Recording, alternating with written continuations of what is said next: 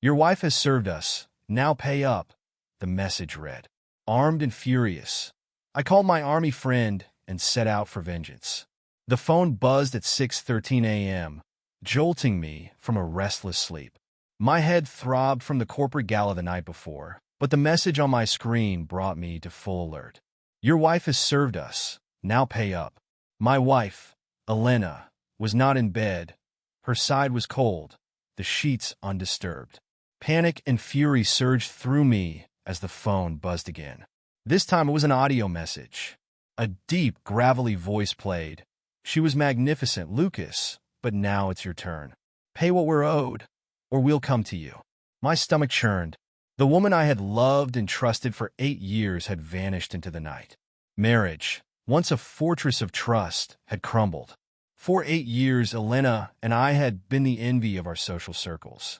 At parties and dinners, we were a dynamic duo, her infectious charm complementing my quiet confidence. Together, we were unstoppable, or so I believed. But in recent months, something had shifted. At first, it was subtle. Elena, who once greeted me with a warm smile, began retreating to the bedroom as soon as she arrived home. Her phone, once carelessly left on countertops, was now always in her hand, the screen turned away from me. She started taking calls late at night, murmuring into the receiver before slipping outside where I couldn't hear. The excuses were always plausible. Late meetings, charity events, impromptu girls' nights. I wanted to trust her. I really did. But trust, I've learned, is fragile. One night, I caught her standing by the window, staring at her phone. She seemed lost in thought, her face illuminated by the soft glow of the screen. When I asked who she was texting, she turned quickly, forcing a laugh. Just work stuff, she said too casually. You know how demanding Stefan can be.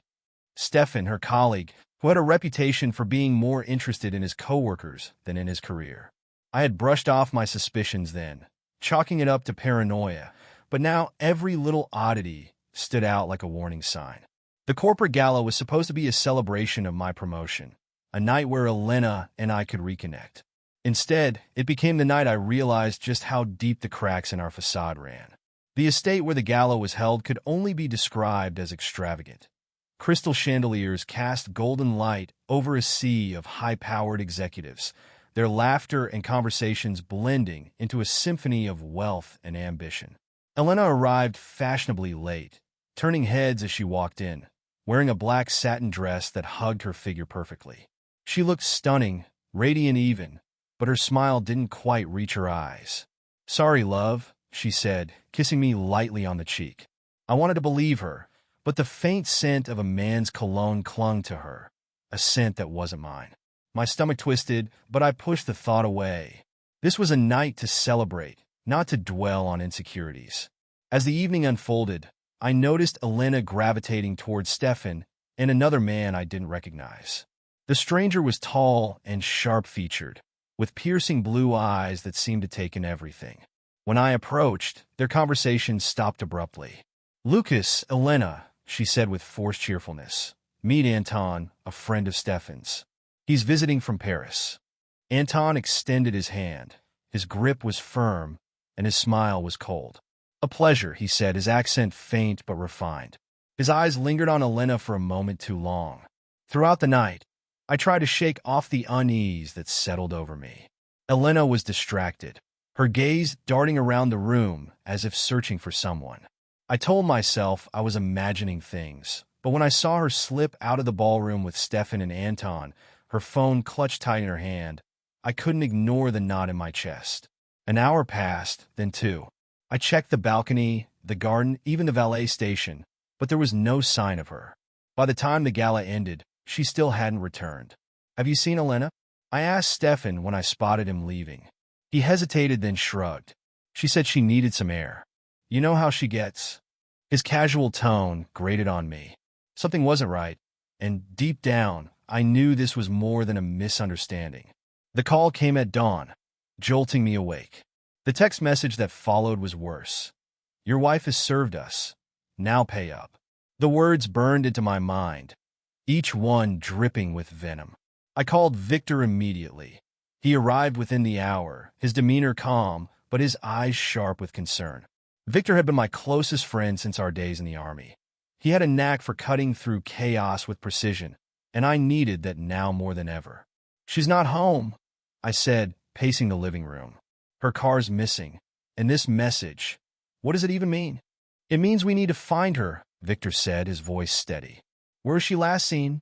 We started at the gala venue, questioning staff and reviewing security footage. It showed Elena leaving the estate around midnight, slipping into a sleek black car with Stefan and Anton. From there, the trail went cold until we found her car at a service station 3 miles away. The car was parked haphazardly, as if abandoned in a hurry. Inside, we found her silk scarf crumpled on the passenger seat and stained with lipstick, but it wasn't Elena's shade. Tucked beneath the seat was a matchbook from an exclusive club in the city, embossed with a gold emblem of a snake coiled around a rose. Victor turned the matchbook over in his hands, his brow furrowed. "This place isn't just a club," he said. "It's a front for other activities." "What kind of activities?" I asked, my voice tight. "Let's just say it's where people go when they want something that money can't buy." Victor's tone was grim. "If Elena was there, she's in deeper trouble than you realize." The matchbook was our only lead, so we followed it. The club was hidden in plain sight, a nondescript building in a quiet part of the city. A single bronze plaque marked the entrance, and Victor's sharp gaze made it clear that this was not a place for outsiders. Inside, the air was heavy with smoke and whispered conversations. The room was dimly lit, the kind of place where secrets thrived. It didn't take long to find Stefan seated at a corner table with a glass of whiskey in hand. "Lucas," he said, feigning surprise as we approached. "What are you doing here? Where is she?" I demanded, my voice low but seething. Stefan hesitated, his confident demeanor slipping. "She's with Anton," he admitted. "They left together after the gala." "Why?" I pressed, leaning closer. "What did you get her into?" He sighed, his shoulders slumping. "Look, I don't know all the details. Anton said it was a business arrangement, something about accounts and keeping things quiet. Elena agreed to it." "Agreed to what?" I snapped. "To disappear," Stefan said, his voice barely audible. "Lucas, but it's not just about her anymore," he added. His words sent a chill down my spine. This wasn't just infidelity. This was something far more sinister. The drive to the club was silent. Victor's hands gripped the wheel tightly, his eyes scanning the road like a predator hunting its prey. My own mind raced with questions. Why would Elena abandon everything for Anton? What did Stefan mean by keeping things quiet? And what was waiting for us behind the doors of this exclusive, secretive club? When we arrived, the building was more understated than I expected. A single bronze plaque adorned the entrance, its emblem of a snake coiled around a rose gleaming in the dim streetlight. The faint hum of music leaked through the heavy oak doors, mingling with the low murmur of voices inside. Victor motioned for me to stay close as we pushed through the doors. The interior was suffocatingly decadent, dimly lit with dark leather furnishings and crystal chandeliers dripping like frozen tears. The air smelled of cigar smoke, expensive whiskey, and something else, something metallic, almost bitter. "Eyes sharp," Victor murmured. "Places like this don't survive by being sloppy. They'll know we don't belong." As we moved deeper into the room, my gaze landed on a familiar figure, Stefan. He was lounging in a corner booth, nursing a glass of whiskey with a forced calm that didn't match the tightness in his jaw. When he saw us, his expression shifted from annoyance to fear. Victor didn't waste a second. He grabbed Stefan by the arm, pulling him out of the booth and into the hallway behind us.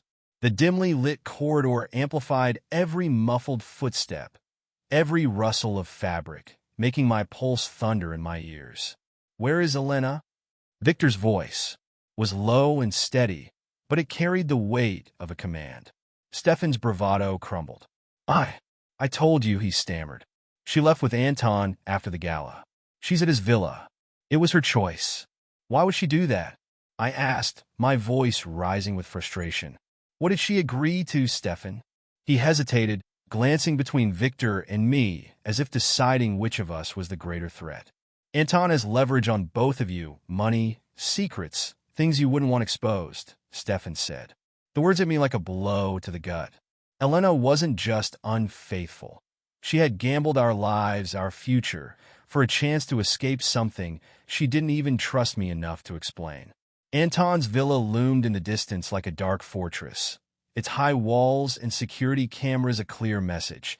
This was a place where power ruled, and trespassers weren't welcome. Victor and I parked the car a quarter-mile away and approached on foot, our steps muffled by the dense forest floor. "Remember, Victor," he whispered as we reached the perimeter fence, "no rash moves. This isn't just about finding Elena, it's about making them pay." We scaled the fence, landing in the shadows of the sprawling garden. The faint glow of lights from inside the villa painted the windows in shades of gold and black, flickering like warning signs. Through the side window, I saw her. Elena was seated at a long dining table, her back straight but her shoulders tense. Her black dress was rumpled, and her makeup streaked as though she'd been crying. Across from her sat Anton, swirling a glass of wine with the kind of arrogance that only comes from knowing you hold all the cards. "I'll take the guards," Victor said, pulling me back from the window. "You focus on her and him." Inside, the tension was suffocating as I stepped into the room. Anton looked up with a smug smile that made my blood boil. "Lucas," he said, spreading his arms as if welcoming an old friend. "So good of you to join us." Elena turned to me, her eyes wide and glistening with unshed tears. "Lucas, don't." I cut her off. "Not yet." I turned my attention to Anton. My voice was low and steady. "What do you want?" He laughed, a hollow sound that echoed through the room. "What I want," he said, leaning back in his chair, "is what I always get: power, money, control." "Not tonight," I said, pulling a flash drive from my pocket and placing it on the table. "This contains everything: your financial dealings, your blackmail schemes, even the offshore accounts you thought were untouchable. By the time the sun rises, it'll be in the hands of the authorities." Anton's smile faltered, but only for a moment. "You're bluffing," he said, though his voice carried a flicker of doubt. Victor stepped into the room, dragging a guard by the collar. "He's not," Victor said, his tone icy. "Your little operation, it's over." Anton lunged for the flash drive, but Victor intercepted him with a swift, calculated blow. The dining table tipped over as Anton hit the floor, his glass of wine shattering and staining the pristine white carpet like blood. Elena let out a startled gasp, but I didn't look at her. "Not yet." "Do you think you're the first man to try to take me down?" Anton spat, struggling against Victor's grip. "I've survived worse than this." "Not this time," I said, my voice cold. "This time, you'll lose everything." As the sound of sirens pierced the air, Anton's composure crumbled. He thrashed against Victor, cursing and yelling, but it was no use. The authorities had arrived, and with them, the end of Anton's reign. I turned to Elena as the chaos unfolded around us. Her tears fell freely now, her hands trembling as she reached for me. "Lucas, please," she whispered. "I didn't know how to fix this.